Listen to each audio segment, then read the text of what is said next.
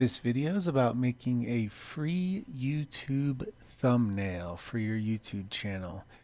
This resource uses Placeit. I will put a link in the video description, but once you get to Placeit, you go to Designs, Highlights, Redesigns. You scroll over to the side and we look for Thumbnail Maker.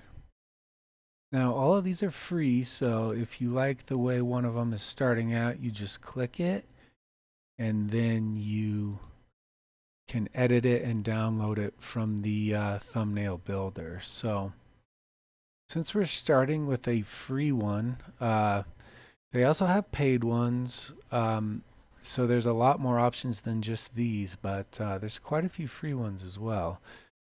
You can adjust the image over here on the side.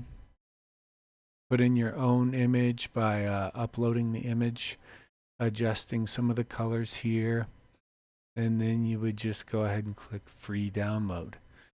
So like I said, I'll put the link in the video description. Placeit has a ton of free resources, YouTube thumbnails being a great addition because a lot of those clicks happen from an attractive thumbnail. And like I said, thanks for watching and check the description for any resources. Thanks.